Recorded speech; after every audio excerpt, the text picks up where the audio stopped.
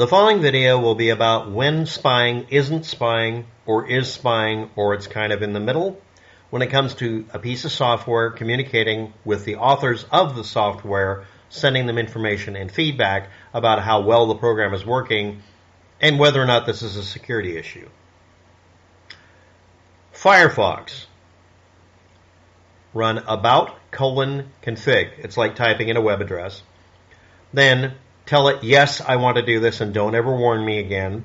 Tell it to show you all of the settings, not just show you the ones you are being spoon-fed. And then you type in the search, toolkit.telemetry. And then a bunch of settings will come up that you can set to false. One of these is a setting I'm going to mention next that may or may not be in there and may or may not be able to be changed or set, and that's okay. Data reporting, period. Policy, period. Data submission policy bypass notification. A message you will see under very specific conditions is Firefox automatically sends some data to Mozilla so that we can improve your experience. Now that sounds like it's warning you at least once or twice. By the way, we send information back to Mozilla Firefox, and then it comes up with a button for you to click to change the settings if you choose to. But some of you are aware of the fact that it doesn't do that unless you already found those settings and made it to where it does not automatically send some data to Mozilla so that they can improve your experience and also sell market research information. It only brings it up, as far as I can tell, when you turn off its ability to send. Now, it isn't necessarily true, but it is very likely true that that's what's going on. It's intermittent, so there's some plausible deniability, I'm sure the lawyers like. Or it could be actually a problem on my end, except that it worked on 5 out of 5 installs of Mozilla Firefox that are newer than version 100. The bypass of the notification about your data submission policy here is a setting that may or may not be under about config. So let's discuss other settings, and then I'm going to go back to the telemetry. Pointer-lock-api.warning.timeout. This is a setting that allows the web browser to put up a message on the screen that interrupts whatever you're doing almost. Not everything, but virtually everything. To tell you that you're on a website that the mouse is now controlling a video game, usually, but something else too. And it's warning, the website has control of your pointer. No, the website is absorbing the data calls from the pointer for doing something, like you're running a paint on the internet page. That warning message gets old, so you put in the timeout as 0 milliseconds, meaning as soon as it pops up the warning, it disappears, and hopefully it does not interrupt you using your computer. Next one, extensions.htmlaboutaddons. When you go into Mozilla Firefox's menu to access the add-ons you put in, or add-ons and look up what's in them and change settings, it will then start suggesting other add-ons that you never asked for, which is infuriating and annoying, and I hate it. So you change extensions.htmlaboutaddons setting to change that so it doesn't show up. You might put in false. You might put in 0. If it says it's a Boolean, or if it has a toggle function, you can change it to yes or no, or true or false. That's the one you change if you want to change it. Browser.tabs.closeWindowWithLastTab. I hate this one. I've closed all my tabs. By accident, I closed the last tab, so it closes the whole damn browser. I don't want it to do that. I close all the tabs sometimes because I'm trying to get rid of a bunch of junk that just popped up. Until the world stops making pop-ups. Yeah, right. Until when hell freezes over, then I'll turn the setting back on to it allows it to shut off my web browser because no, actually I'll never turn that back on. Browser.tabs.closeWindowWithLastTab should not have ever been turned on. And again, is it a 1 or a 0? Is it a toggle of true or false? Does it have the word nope in there as a word? Each of these settings are things you can look at without damaging anything. And you can change them. Hopefully you don't do it by accident. The newer version of Firefox requires that if you're going to change something, you click the change and then you click apply to each setting. Because people double-click stuff by accident really easily. Some of the versions of Firefox, simply highlighting them would change the setting. So you'd break shit when you were trying to read. Okay, now let's go back to the telemetry. Telemetry isn't always bad. If somebody's testing a piece of software, the software will include a notice at the top that says, if you want to participate in this beta test, it has to send us information, which means you're going to not have any privacy. We will anonymize it as much as possible, but it will get sent back, even if it's encrypted, in a way that someone could potentially decode later, and this might compromise your privacy. Probably won't, but it might. Case in point, I know of at least 2 incidents where someone was testing out literally a video game, but it still compromised just enough data that it caused a problem. It didn't, their identity wasn't stolen, but it caused trouble. So you usually get a notice with that. It'll be a beta or a nightly build or whatever like of Firefox. Now, some of these settings will be locked. The locked settings are there so that you can't change them because they break something. A good example is there's one that's literally called toolkit.telemetry, like I'm talking about, but it's given a specific name.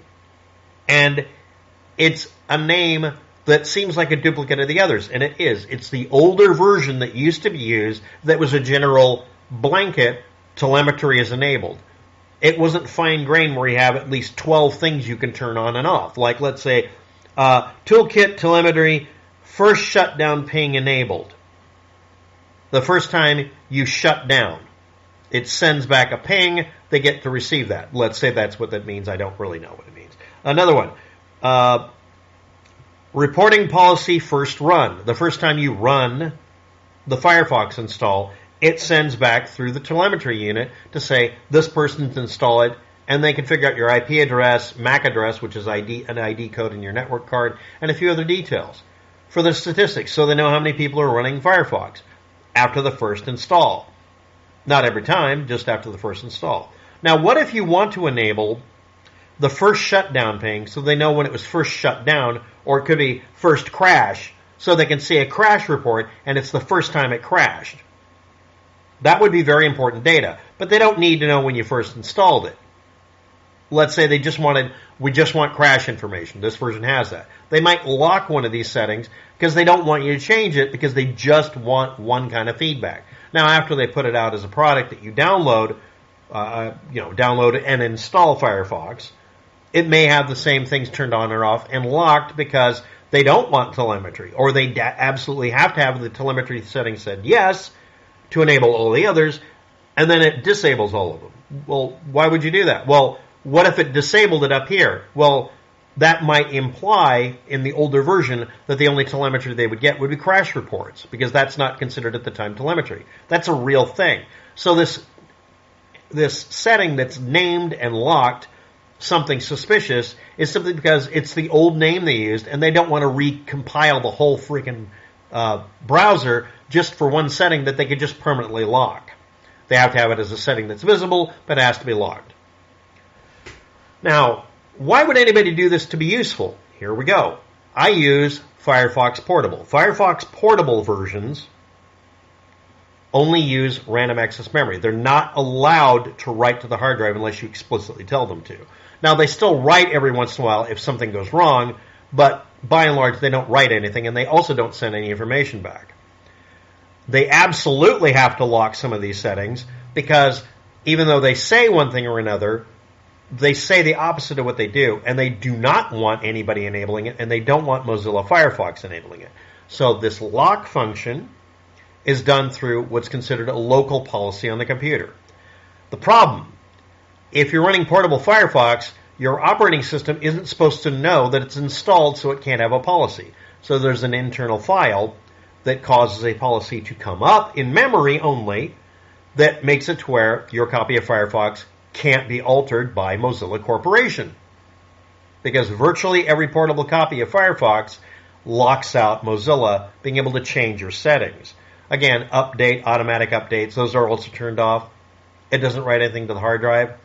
Now, some of you might be going, why would you do that? And the very simple reason is, every time Firefox crashed in the past, it would dump a bunch of junk on your computer and forget to clean up its mess.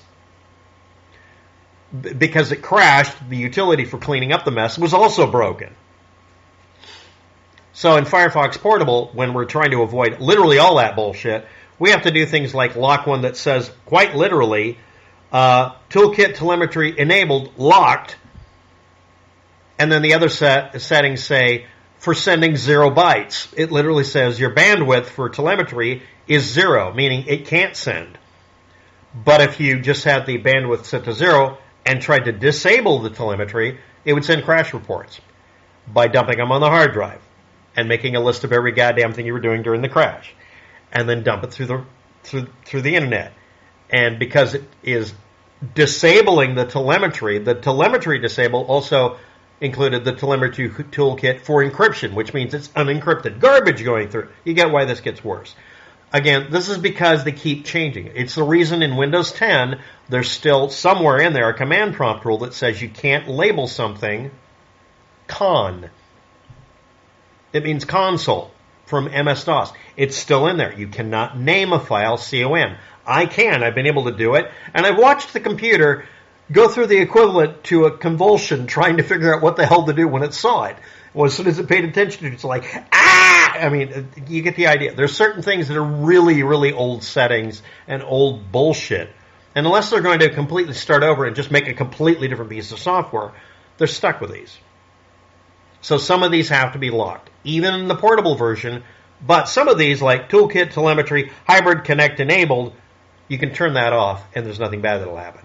Now, is that going to be perfect for you? Maybe you're running a piece of software or a game, or you're just using a website where some of these have to be turned on because they're being appropriated by the website to do something. For instance, if you go to any website where you're editing files, like a web version of Microsoft Office, yeah, you don't want to turn any of these off unless you know what you're doing. In fact, personally, I wouldn't use a website like that, but don't dick with it.